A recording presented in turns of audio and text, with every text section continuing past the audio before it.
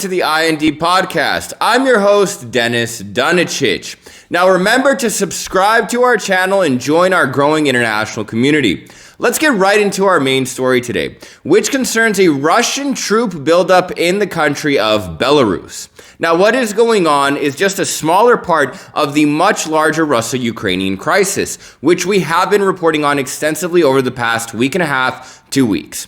All of our videos regarding this crisis are available in our Europe playlist. I highly recommend you go in there, look and see what's been going on. We are going to continue following this crisis because it could potentially develop into one of the most important events of the 21st century. And we're definitely going to keep giving updates on what is going on.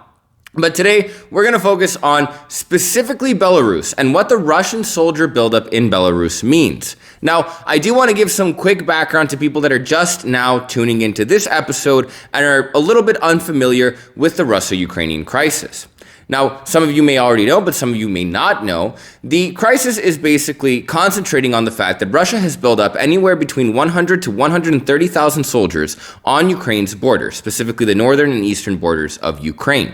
Now, this is something that has been occurring over the last month and has caused a lot of diplomatic tensions. The reason that Russia has been doing this is because they have created demands that NATO permanently bar the entry of Ukraine into the North Atlantic Treaty Organization. In addition to this, that the United States and its NATO allies pull back any military assets or soldiers that they have in Eastern Europe, stating, and this actually is true, that these American and NATO presences and military assets and Ukraine potentially joining the North Atlantic Treaty Organization is a massive threat to Russia's national security and foreign policy interests.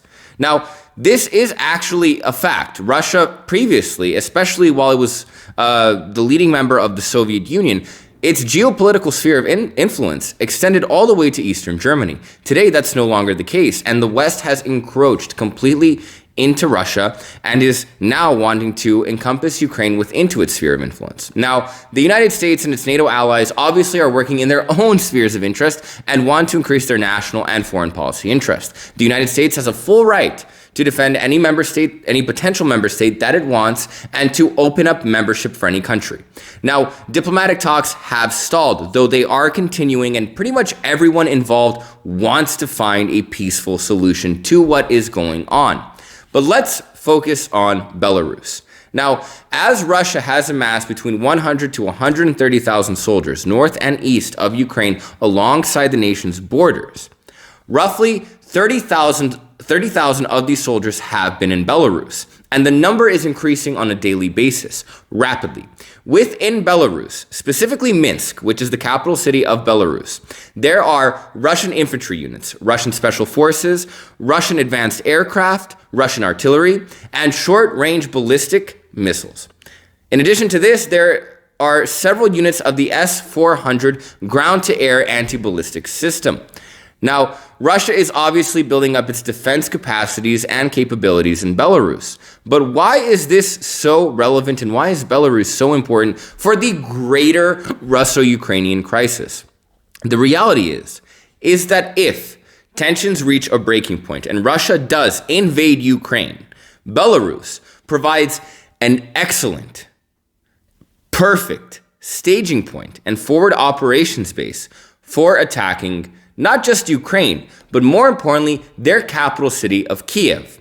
Soldiers coming in from Belarus, which is located right north of Kyiv, can easily enter the capital city of Ukraine, take it over, and make life much more difficult in a potential Russian invasion for Ukrainian forces. Kyiv is the capital city of Ukraine. If the capital city falls, morale falls. Organization falls, the ability to recuperate falls, and Ukraine would essentially be completely dependent upon Western aid or Western soldiers or Western involvement to be able to take its country back. Now, the reason that Belarus has been so welcoming of Russian soldiers is one, that Belarus is part of the CSTO, which is essentially Russia's answer to the United States NATO. The CSTO is a collective security alliance, much like NATO, that consists of neighboring states of Russia, which primarily are former Soviet republics. Now, in addition to being a member of the CSTO, Belarus, and more specifically, its leader. Now, this is not Belarus. The people of Belarus have multiple times attempted to work against their president and remove him and have a democratically elected leader put in power.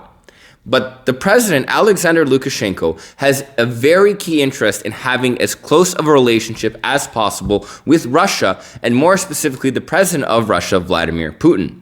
Now, Alexander Lukashenko has been heavily criticized by the West and essentially has completely ostracized himself from the international community.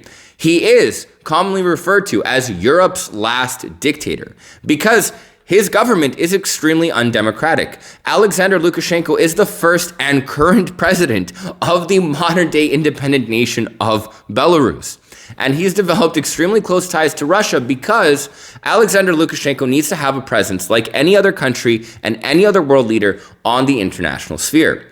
Vladimir Putin and the Russian government ensure that Belarus and Lukashenko have complete security and defense from any other country coming in and removing him from power.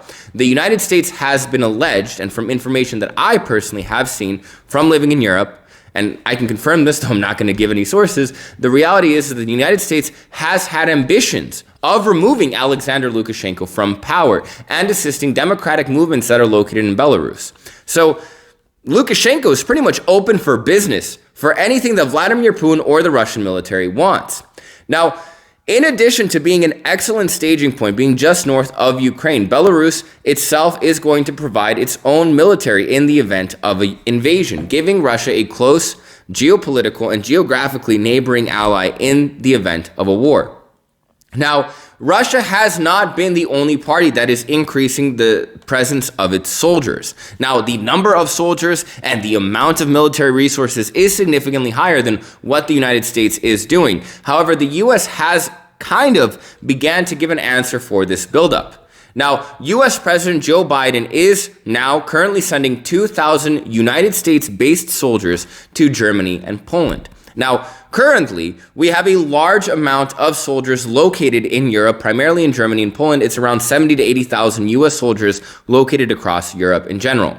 A lot of these are in Germany and Poland. Now, the 2,000 soldiers from the United States are going to be sent to Germany and Poland. 1,000 soldiers are going to be taken from Germany and moved to Romania and Bulgaria. This is the Black Sea region. Now, the Black Sea region is an area that looks like a lake to a lot of people, but it's actually a sea. It is connected to the Mediterranean and the water is salty. The Black Sea region is a sea that is an inland sea shared by Turkey, Romania, Bulgaria, Georgia, and Russia. It's a very key geostrategic location for launching military campaigns and just having a general presence. The United States is going to be sending 1,000 soldiers to its NATO allies in the region, Romania and Bulgaria. Not to Turkey. Turkey is a member of NATO. We're going to get into that later, but to Romania and Bulgaria. This is not to just send soldiers for them to be there. This is more of a symbolic gesture, but an important symbolic gesture showing America's NATO allies that it is invested in defending and being unified with all NATO member states and their territorial and border integrity, especially those on the eastern front of NATO. Every single NATO member state is going to be crucial for the United States as a strong ally for any kind of conflict that continues with Russia.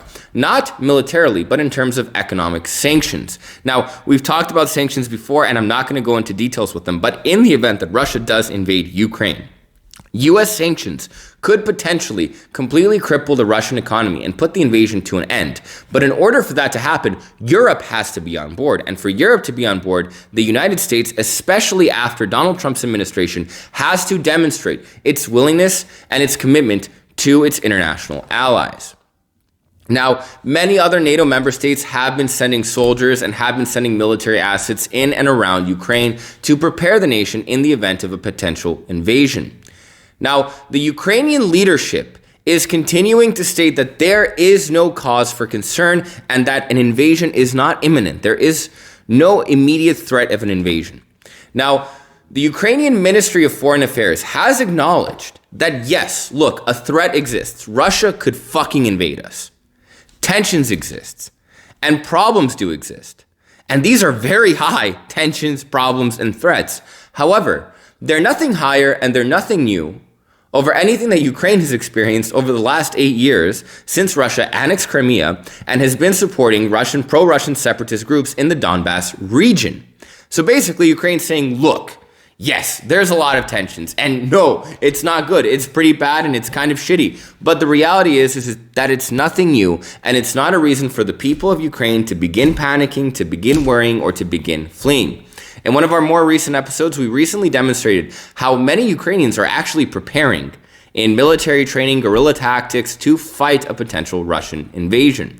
But Ukraine's government is attempting to calm its people down, saying no threat is going to occur. And I don't want to fully agree with the Ukrainian leadership, but I do want to state that I don't believe an invasion is going to happen for one specific reason. Pretty much every single actor, from Ukraine's leadership to Russian leadership to NATO allies and any other country that is somehow involved in this complete mess, is trying as hard as they can to find some kind of agreeable diplomatic and political solution that is going to satisfy both the West's security concerns and both Russia's security concerns to prevent a war. Now, it needs to be stated that war is not beneficial to anyone. If a war occurs between two countries as big as Russia and Ukraine, the economic effects, especially those that will be caused by sanctions, would be devastating. Specifically for Russia, but also for the West. They would be devastating and cause massive global problems. War is of the utmost importance to completely avoid here. The United States and NATO have opened up other solutions for Russia's security concerns, and Russia has stated that it is willing to listen. Recently, Foreign Minister of Russia's Ministry of Foreign Affairs, Sergei Lavrov, has stated that in Europe, if one European nation's security is at threat, and one European nation cannot be fully secure, no European nation is secure. Now, some people have perceived this comment as a threat, specifically the president or prime minister, I don't really know what she is, of Finland, and Ursula von der Leyen, who is the president of the European Commission, have stated that they perceive this as a threat, but it's not a threat. Sergei Lavrov is just stating that Russia needs to secure its interest. And if, as a European country, one of its interests are not secured, Russia's, no European country can be secured because it opens up a precedent of destroying other nations' national interest. Now, every single actor that's involved, again, is trying to find a diplomatic solution. Today, the president of Ukraine, Volodymyr Zelensky, had a visit from Turkish president, and Turkey is a member of the North Atlantic Treaty Organization, but Turkey has also shown that it is independent and not fully aligned with the United States. The president of Turkey had a visit to Ukraine, and the president, Recep Tayyip Erdogan, has stated that he believes, just like the rest of NATO's allies, that Ukraine's territorial integrity and sovereignty needs to be guaranteed and secured. However, Erdogan, having a bit of a closer relationship with Russia's leadership, is willing to mediate potential solutions or diplomatic talks, not just between Russia and Ukraine, but between Russia and the United States. And that is actually really good. Erdogan is in a position where, while he is biased towards the West, he has not always been following American interest, heel and toe, foot in foot. He has shown that he looks out for Turkey's interests on its own. And he's demonstrated that he is willing to be a mediator to ensure that there is a diplomatic solution to this problem. This is good for Erdogan as it increases his profile on the international level. Two, it's good for Russia because it can lead to a potential peaceful agreement, and Erdogan is not necessarily biased to the West. Three, it's good for the United States. For the same reason, it's good for Russia. It can lead to a potential diplomatic solution, and Erdogan is not necessarily biased towards Russia. French President Emmanuel Macron, who's coming from a much less biased perspective, being perceived as a huge ally of the West, though Macron himself has had serious tensions with the last two presidential administrations of the United States, Donald Trump and the current president, US President Joe Biden. Macron has been trying to create a diplomatic solution between Ukraine and Russia itself. But the reality is that's not going to happen without the United States being involved. Macron today had a phone call with Ukrainian President Volodymyr Zelensky, and he's going to take some of the information that Zelensky provided Macron and relate it to Russian President Vladimir Putin tomorrow during a phone meeting. Now, Vladimir Putin personally does not want to meet with Volodymyr Zelensky, and we've discussed why, because he is a pro-European and Western president in Ukraine, and Russia would like to see a pro-Russian president in Ukraine. Now, finally, if every single actor that is involved in this is trying to find a peaceful solution probably will be found. But the tensions And the soldier buildup in Belarus is just causing more concern. Now, it is estimated that currently, as I said at the beginning of this report, 30,000 Russian soldiers are located in Belarus right now. And to make matters even worse, between February 10th and February 20th, the Russian military forces that are located in the country are planning a joint military drill, or what's known as a war game, which is basically just a show of strength. A joint war game with Belarus's military between February 10th and February 20th. And this coincides with Russia's annual nuclear tests and shows of strength. This is just going to add and create more tensions, but tensions are not necessarily a bad thing in diplomatic crises. When tensions build, many people think, oh, it's just going to make war more likely. But fundamentally, that's not true. It actually has a counterintuitive effect where higher tensions lead to more motivation for the political actors to come to a diplomatic conclusion or a peace negotiation or some kind of agreement to prevent an all-out war. Now, that's how I see the situation developing. Tensions increasing and an eventual negotiation being made. But let me know what you think. Comment, like this video, and subscribe. I'm going to see you guys tomorrow, and I'm glad to see our international community growing. See you soon.